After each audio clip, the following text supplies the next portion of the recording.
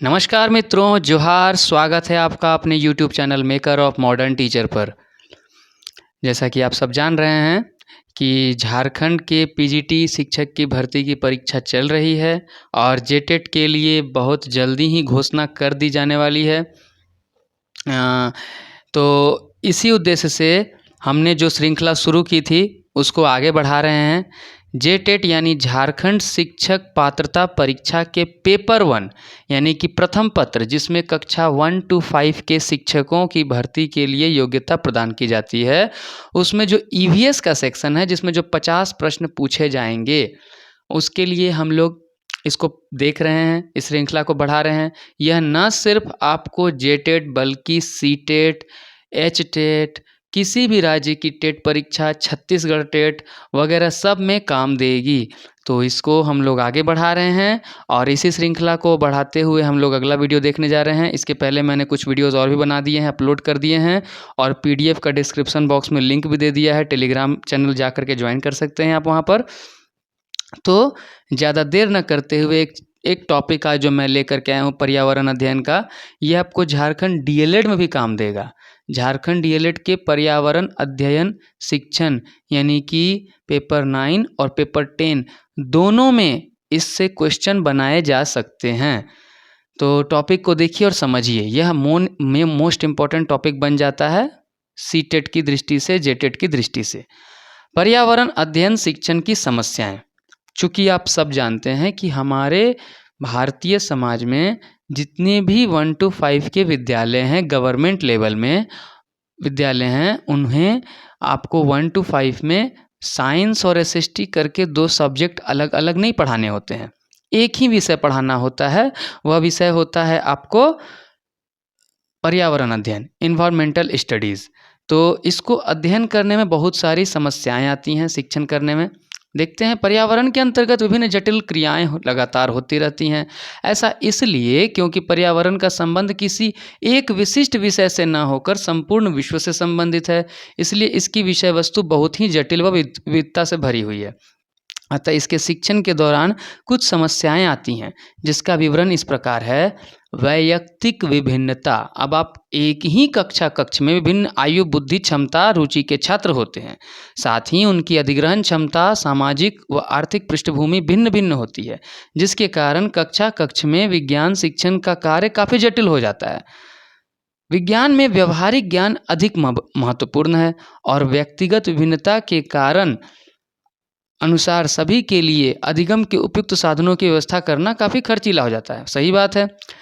दूसरा है कि पाठ्यक्रम संबंधी समस्याएं भी होती हैं। पर्यावरण अध्ययन के शिक्षण की एक प्रमुख समस्या यह भी है कि इसका पाठ्यक्रम बच्चों की आयु एवं सामान्य बुद्धि क्षमता के अनुरूप नहीं होता है। अब हम जैसे मान लीजिए जल पढ़ा रहे हैं, तो किस कक्षा में किस लेवल तक सिखाना है। 3 क्लास में भी जल को पढ़ाना है, 5 क्लास में भी जल को पढ़ाना है, तो 7 क्लास में भी जल को पढ़ाना है। आप कैसे पढ़ाएंगे, जिसके कारण उनमें इस विषयों को सीखने की क्षमता का विकास धीरे धीरे और क्रमबद्ध रूप से नहीं हो पाता है। विद्यालय में संसाधनों का अभाव। हम सब जानते हैं विद्यालय अभी अभावों से जूझ रहा है। विद्यालय में संसाधनों का अभाव है, प्रैक्टिकल लैब में कमी है, सामानों की कमी है, पर्याप्त मात्रा में संसाधन उपलब्ध नहीं होते हैं। पर्यावरण अध्ययन के शिक्षण हेतु बुनियादी संसाधनों का होना तो अनिवार्य है। यदि इस प्रकार के संसाधन उपलब्ध होते भी हैं तो उनमें से अधिकतर में आधुनिकता का अभाव पाया जाता है। समझें, आधुनिकता का अभाव पाया जाता है, जिसके कारण इसके शिक्षण में अधिगम संबंधी समस्याएं उत्पन्न हो जाती हैं और जिसके कारण अधिगम संबंधी समस्याएं उत्पन्न हो जाती हैं। आगे देख लेते हैं, आगे हमारा क्या है। सामुदायिक संसाधनों का पर्याप्त मात्रा में प्रयोग न होना। सामुदायिक संसाधनों का पर्याप्त मात्रा में प्रयोग न होना भी इसका एक बहुत बड़ा कारण हो जाता है समस्या। पर्यावरण अध्ययन का शिक्षण केवल कक्ष में पढ़ने और पढ़ाने से ही पूर्ण नहीं हो पाता है, बल्कि इसके लिए ऐसे विभिन्न संसाधनों की आवश्यकता पड़ती है जो विभिन्न, क्या लिखा है, जो समुदाय में मौजूद हों, ऐसे संसाधनों की हमें आवश्यकता पड़ती है। आगे है जैसे बिजली घर, ऊर्जा संसाधन, संग्रहालय, चिड़ियाघर इत्यादि। इसका प्रयोग न किया जाना पर्यावरण अध्ययन के शिक्षण की प्रमुख समस्या है। अब हर बार तो आप भ्रमण नहीं करा पाएंगे, हर बार तो उन्हें प्रैक्टिकल करवा कर नहीं दिखा पाएंगे, क्योंकि इनके प्रयोग के बिना शिक्षण को प्रभावशाली बनाना संभव नहीं हो पा रहा है। प्रायोगिक कार्य की समस्या, प्रॉब्लम्स ऑफ एक्सपेरिमेंटल। पर्यावरण का घनिष्ठ संबंध विज्ञान से है और विज्ञान एक प्रयोगात्मक विषय है। बिना प्रायोगिक कार्यों के विज्ञान शिक्षण में ज्ञान अर्जन संभव नहीं है।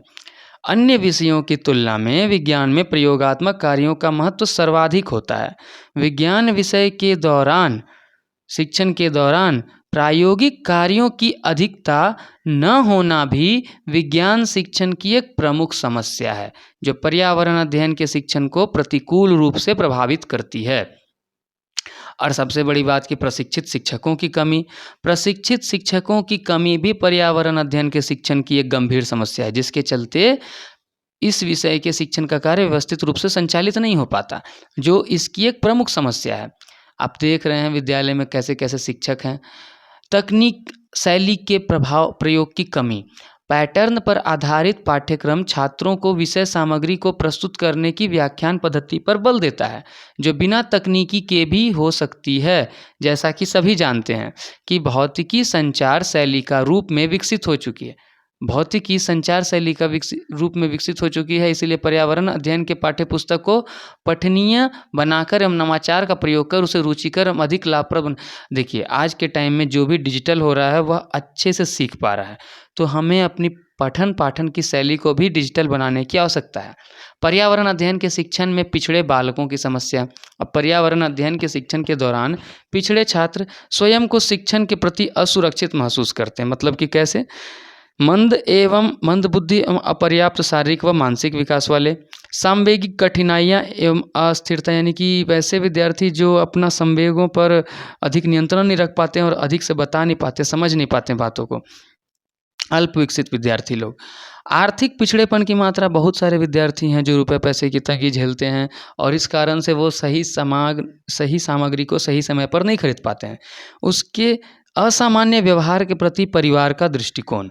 अब दिक्कत ये है कि परिवार का दृष्टिकोण भी इसमें बहुत बड़ा जिम्मेदारी रखता है, इसका महत्व रखता है। प्रदत्त शैक्षिक सुविधाओं की मात्रा एवं प्रकार, अपनी बराबर आयु वाले बालकों के साथ उसका संबंध, अपनी सीमाओं को ठीक से नहीं समझ पाना। यहाँ हम देख रहे हैं कि बालक बालिकाओं के साथ बहुत तरह तरह की समस्याएं आती हैं। मतलब अगर परिवार में वैसा माहौल नहीं मिल पाता है, परिवार उसके व्यवहार को समझ नहीं पाता है कि बच्चा सीखना चाह रहा है, अगर किसी वस्तु को तोड़ फोड़ वो कर रहा है, बार बार खिलौने को तोड़ रहा है, तो इसका मतलब कि वह सीखना चाह रहा है, उसके अंदर क्या है, उसके निर्माण को, उसके संरचना को जानना चाह रहा है, पर उसके परिवार में उस पर ध्यान नहीं दिया जा रहा है, जबकि और बल्कि उसे डांट दिया जा रहा है। मंदबुद्धि विद्यार्थी है तो वह अपने आप को तीव्र बुद्धि वाले विद्यार्थियों से कम पाता है और उनके बराबर वह तरक्की नहीं कर पाता है। निजी अनुभवों का प्रयोग न होना। आजकल है क्या कि शिक्षक सिर्फ एक ही काम करते हैं, शिक्षक शिक्षिकाएं, कि बस किताब में जो लिखा है वह बच्चों को बता दिए और उससे संबंधित प्रश्न के उत्तर लिखा दिए। वो अपने जीवन के निजी अनुभवों को बच्चों के साथ साझा नहीं जल्दी करते हैं, परंतु विद्यालयीय स्तर पर सामाजिक अध्ययन के अध्यापन की प्रमुख समस्या है। पर्यावरण अध्ययन के शिक्षण में निजी अनुभवों का प्रयोग आवश्यक है। अध्यापकों के लिए यह जरूरी है कि अध्येता छात्रों और अध्यापकों के निजी अनुभवों पर भी विशेष ध्यान दें तथा उन्हें यथासंभव पाठ्य सामग्री का हिस्सा बना लें। ऐसा करने से छात्रों के मन में पर्यावरण अध्ययन के प्रति रुचि उत्पन्न होगी। प्रेरणा में कमी। समय समय पर रह करके बच्चों को प्रेरित करते रहना है, मोटिवेट करते रहना है। छात्रों की पाठ्य सामग्री में रुचि पैदा करने के लिए प्रेरणा बहुत महत्वपूर्ण है। यह मनोवैज्ञानिक तथ्य है कि प्रेरणा छात्रों के अधिगम को अधिक अस्थायी बनाने में सक्षम होती है। क्रियाशीलता के सिद्धांत की अपर्याप्तता। क्रियाशीलता का सिद्धांत यानी एक्टिविटी। अब देखते हैं हम, ज़्यादा एक्टिविटी होता नहीं है, जिस वजह से क्या होता है, एक्टिविटी अगर कम हो पाता है तो फिर बच्चों की इंद्रियों का विकास सही तरीके से नहीं हो पाता है। इसके अलावा है कि इसे परियोजना पद्धति भी कहा जाता है। पर्यावरण अध्ययन के शिक्षण को प्रभावशाली यथासंभव परियोजना पद्धति के अनुकूल विकसित करने की आवश्यकता है। ठीक, इसके आगे हम बढ़ते हैं तो पाते हैं मनोरंजन का अभाव। देखिए शिक्षा ऐसी हो ना जिसमें बच्चे खेलते कूदते हुए आगे बढ़ें। तो इसीलिए पर्यावरण अध्ययन ही नहीं, हर विषय की शिक्षा में आपको मनोरंजन करना आवश्यक है। मनोरंजन को ध्यान देना चाहिए। नहीं तो विद्यार्थी ऊबने लगते हैं और शिक्षण अधिगम प्रक्रिया में सक्रिय भूमिका नहीं निभा पाते। शिक्षण विधियों के चयन की समस्या। छात्रों की रुचि, अभिरुचि, क्षमता के अनुसार सही शिक्षण विधियों के चयन की समस्या पर्यावरण अध्ययन की एक गंभीर चुनौती है। उपचारात्मक शिक्षण की समस्या। उपचारात्मक शिक्षण की बात करें तो मतलब बच्चों की बीमारी को पकड़ करके, समझ करके, जैसे डिसलेक्सिया, डिसकैल्कुलिया, डिसमॉर्फिया, डिसग्राफिया आदि जो भी समस्या बच्चे को पठन पाठन संबंधी है, उसे पहचान करके उसके निदान हेतु उपचार करना आवश्यक है। अनुशासन की समस्या।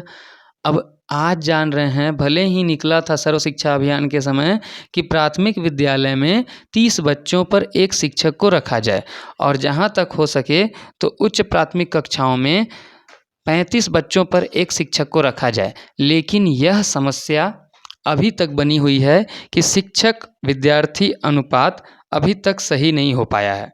अभी तक इस रेशियो के अनुसार बच्चों की संख्या नहीं है, शिक्षकों की संख्या नहीं है। बहाली भी समय पर नहीं हो पा रही है, जिस वजह से अनुशासन की समस्या शिक्षकों को सामना करना पड़ता है। छात्रों का गृह कार्य में रुचि न लेना।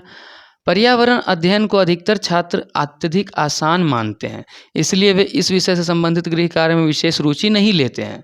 शिक्षण भी इसमें नवाचार का प्रयोग नहीं करते।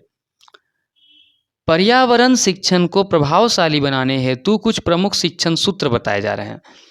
पहला सूत्र क्या है? सरल से जटिल की ओर। यही सूत्र आपको काम करता है आगमन विधि पर।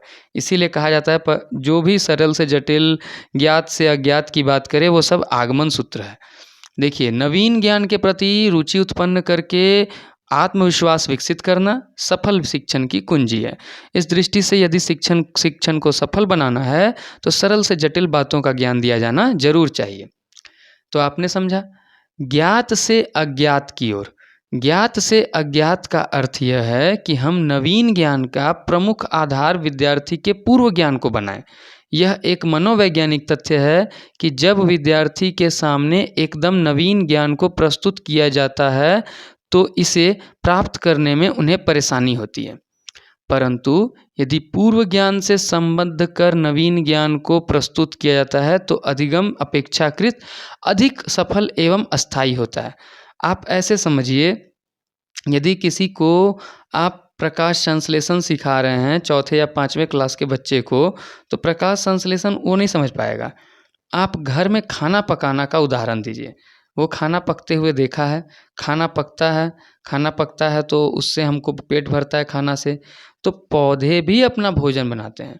तो पौधे भोजन बनाने के लिए किस प्रकार की प्रक्रिया का प्रयोग करते हैं, कैसे भोजन बनाते हैं? उन लोग चूल्हा पर तो खाना बनाते नहीं हैं। तो उन लोग कौन कौन सा सामग्री लेते हैं? उन लोग पानी लेते हैं। हम लोग जो हवा छोड़ते हैं सांस में, कार्बन डाइऑक्साइड, उन लोग उसको लेते हैं। उन लोग सूरज से मिलने वाली सूरज की किरण को लेते हैं। और जो काम उन लोग करते हैं उसको भोजन पकाना नहीं, उसको प्रकाश संश्लेषण कहते हैं। धीरे धीरे पूर्व ज्ञान से नवीन ज्ञान को जोड़ने से, यानी कि ज्ञात से अज्ञात की ओर, विशिष्ट से सामान्य की ओर। आप डायरेक्ट बच्चे को बताएंगे कि त्रिभुज, 3 भुजाओं से बंद आकृति को त्रिभुज कहते हैं, तो बच्चे को शायद समझ में ना आ पाए, आ भी जाए लेकिन यह अस्थायी ज्ञान नहीं हो पाता है। अब बच्चे को यदि हम उसके सामने प्रस्तुत करते हैं कि मान लीजिए एक समोसा का चित्र दिखा दिए या समोसा का फोटो दिखा दिए उसको, और उसमें बोल दिए कि यह क्या है, तो उसको समोसा दिखा। उसके बाद परोठा दिखा दिए, यह क्या है, तो उसको परोठा दिखा। अभी पूछेंगे इन दोनों का चित्र एक जैसा दिख रहा है कि अलग अलग, तो बोलेगा कि एक जैसा दिख रहा है। तो एक जैसा दिख रहा है तो कैसा दिख रहा है चित्र? तब वो बोलेगा कि 3 कोना है या 3 साइड है। जो भी बताए इस चीज़ से उसको आगे हम लेकर के जाएंगे सामान्य की ओर, यानी कि परिभाषा की ओर। यानी उदाहरण पहले देंगे फिर उसको परिभाषा देंगे। जैसे कि हम पहले बताएंगे किसी भी संख्या के बारे में, वर्गमूल निकालने कहीं पढ़ाना है, कुछ भी पढ़ाना है तो उसी तरह का प्रयोग करेंगे।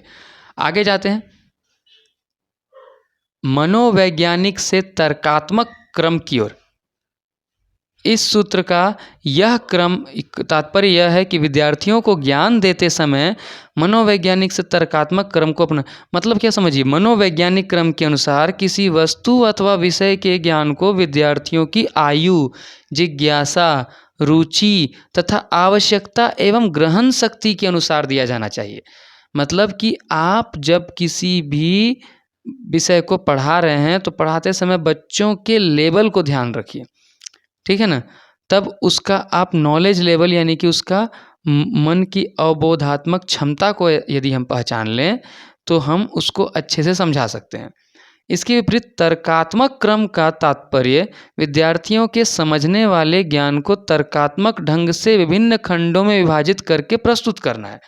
तर्कात्मक का मतलब क्या होता है कि बच्चे जो समझ रहे हैं ज्ञान को, आप जो बताएं उनको, आपने कुछ नियम बताया उनको, कुछ भी चीज़ बताया जो उनके लेवल से बताया।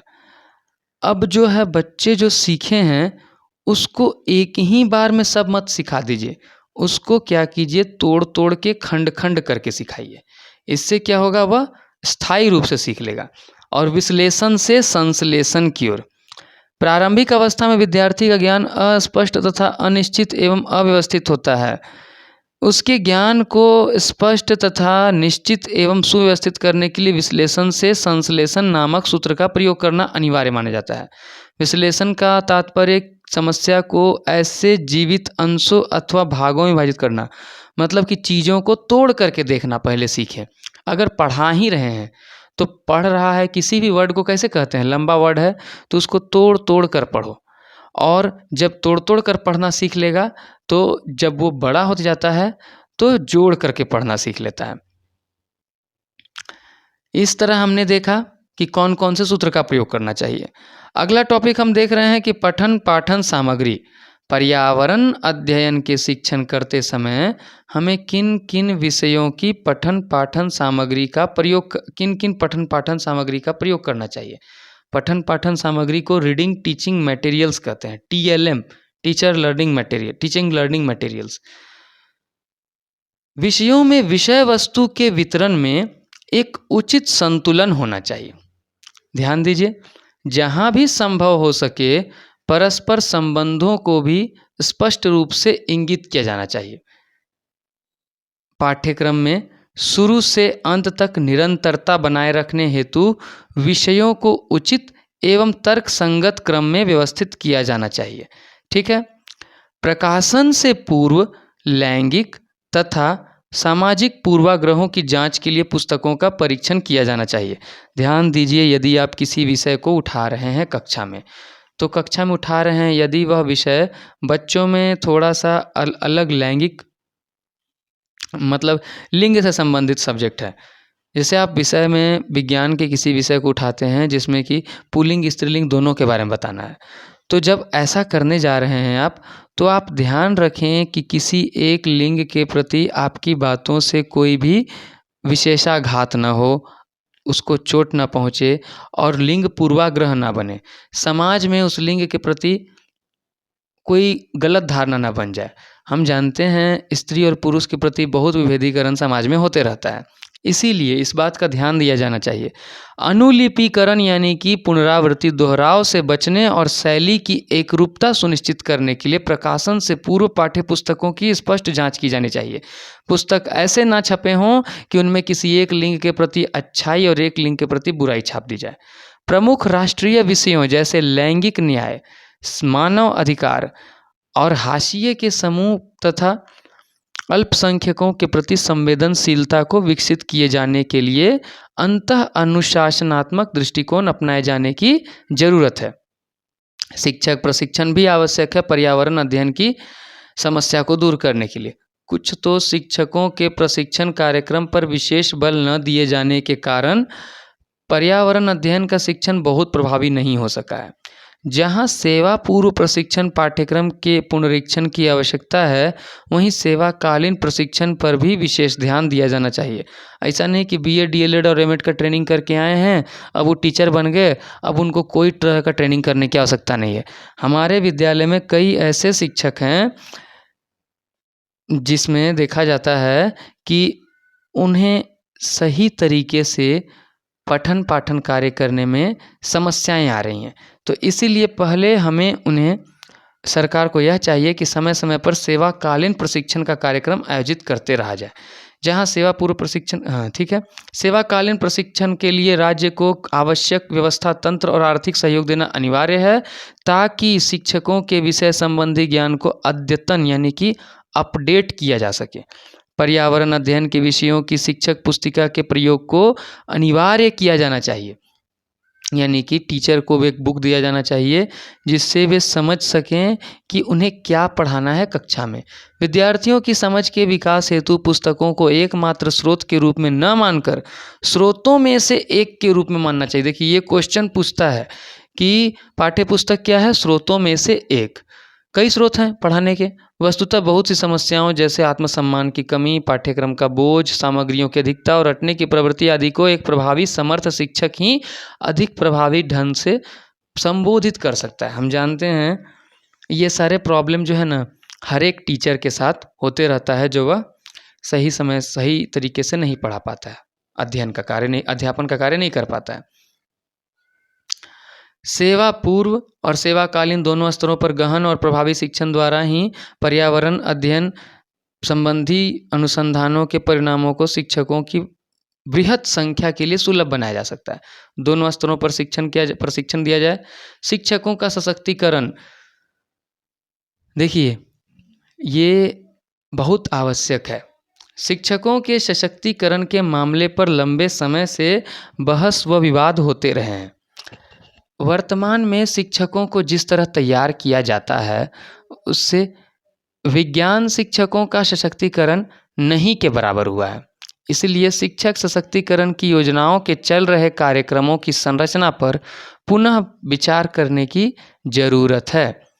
नई राष्ट्रीय पाठ्यचर्या की रूपरेखा के अनुसार इस मामले पर फिर से प्रयास करने को प्राथमिकता मिलनी चाहिए। लक्षित विज्ञान पाठ्यचर्या को प्राप्त करने के लिए यह अति महत्वपूर्ण शर्त भी है। शिक्षकों के प्रोत्साहन पर स्तर को ऊंचा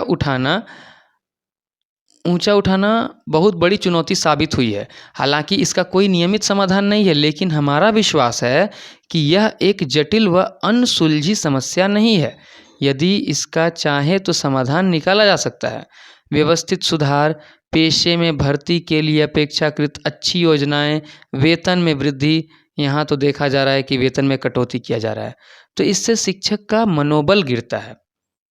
दूसरी तरह की भौतिक सुविधाएं और उचित सहायक तंत्र तथा वर्तमान परिस्थिति में सुधार ला सकता है तथा इससे सही व्यक्तियों को इस पेशे के लिए आकर्षित कर सकते हैं। पर्यावरण अध्ययन के शिक्षकों की पाठ्यचर्या में सुधारों की जरूरत है। उनमें से कुछ निम्न है कि पर्यावरण अध्ययन के शिक्षकों के प्रशिक्षण के लिए ऐसी पाठ्यचर्या की जरूरत है जो समय के साथ उत्पन्न प्राथमिकताओं व चुनौतियों के साथ कदम से कदम मिलाकर चल सके। मतलब ट्रेनिंग ऐसी हो कि वो ट्रेंड होकर निकले हुए टीचर समय के साथ अपने आप को अपडेट कर सकें और वह मॉडर्न टीचर बने, न कि वही घिसे पिटे पुराने तरीके से केवल किताब के पन्नों को पढ़वा करके और उसके आंसर को लिखवा दिया जाए। स्कूल में पर्यावरण अध्ययन पाठ्यचर्या में किया गया कोई भी परिवर्तन शिक्षक प्रशिक्षण पाठ्यचर्या में भी परिवर्तन लाए, यह जरूरी है। पर्यावरण अध्ययन शिक्षकों की सेवा पूर्व शिक्षा की कमियों को सेवारत कार्यक्रमों के द्वारा पूरा नहीं किया जा सकता। पर्यावरण अध्ययन शिक्षा पाठ्यचर्या को आलोचनात्मक कौशल और उन योग्यताओं के मानदंड पर आधारित होना चाहिए जिसकी उम्मीद पर्यावरण अध्ययन के शिक्षक से की जाती है। अब समता और पर्यावरण अध्ययन शिक्षा, यानी कि समाज में समानता और पर्यावरण अध्ययन की शिक्षा दोनों एक साथ। किसी भी जनतांत्रिक समाज की तरह हमारे समाज का भी प्रमुख उद्देश्य समता है, लेकिन अभी तक हमारे व्यवस्था के सबके लिए गुणवत्तापूर्ण पर्यावरण अध्ययन शिक्षण उपलब्ध कराना में असफल रही है। अधिकांश विद्यार्थी स्कूल से वैज्ञानिक स्तर पर अमूमन निरक्षर ही बाहर आते हैं या कुछ ही दिनों में हासिल की गई साक्षरता को भूल जाते हैं। इसकी वजह है कि उनमें से अधिकांश विद्यार्थियों का विज्ञान शिक्षा के मामले में सुविधा वंचित स्थिति में होना। इनमें लड़कियां, ग्रामीण इलाकों के बच्चे, आदिवासी व सामाजिक आर्थिक स्तर पर पिछड़े तबके, चाहे वे गांव में हो या शहर में, के बच्चे शामिल हैं। सीखने की कठिनाइयों और शारीरिक चुनौतियों का सामना कर रहे अधिकांश बच्चे हैं। इस तरह की सुविधाओं से वंचित समूहों के बच्चों को सिखाना ज़्यादा गंभीरता व ध्यान की मांग करता है। व्यवस्था और खासकर शिक्षकों को इन विविध तबकों के बच्चों के प्रति जागरूक व संवेदनशील होने की ज़रूरत है। ध्यान से समझिए, यदि हम देखते हैं तो समाज का एक बहुत बड़ा तबका जो है शिक्षा प्राप्त करने से हमेशा वंचित रहता है। तो पर्यावरण अध्ययन शिक्षा का उपयोग सामाजिक आर्थिक विषमता को दूर करने के लिए एक साधन के रूप में होना चाहिए। तमाम पूर्वाग्रहों के साथ साथ लिंग, जाति, धर्म एवं क्षेत्र के आधार पर विद्यमान पूर्वाग्रहों को खत्म करने के लिए इसे सहायक होना चाहिए। यानी कि हमें ऐसे समाज का निर्माण करना है जहाँ लिंग, धर्म, जाति, भेद के आधार पर भेदभाव नहीं किया जाए। यह विद्यार्थियों में प्रश्न पूछने की उत्सुकता को जगाती है। ऐसे प्रश्न उन विश्वासों, धारणाओं और व्यवहारों पर हो जो सामाजिक असमानता को परिपोषित करते हैं। परिपोषित। स्थानीय प्रौद्योगिकी शिक्षा भी बच्चे को समाज से जोड़ने में सहायक हो सकती है। साथ ही संदर्भों, सामग्रियों व चित्रों के चुनाव में संवेदनशीलता भी उक्ति की असमानता को कम करने में सहायक होगी। सभी बच्चे स्कूल जाना प्रारंभ कर दें, केवल यही पर्याप्त नहीं है। व्यवस्था को कुछ ऐसे उपाय करने होंगे ताकि सभी बच्चों को उचित व गुणवत्ता वाली शिक्षा मिल पाए। यहाँ विज्ञान शिक्षा के संबंध में पहुँच और गुणवत्ता के जुड़वां उद्देश्यों को साथ साथ चलना चाहिए, एक के बाद दूसरा नहीं।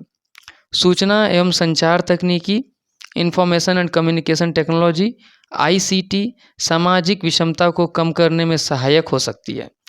दूर दराज इलाकों तक सूचना, संचार और कंप्यूटिंग संसाधन के रूप में ICT अवसरों की समानता के लिए महत्वपूर्ण साबित हो सकती है।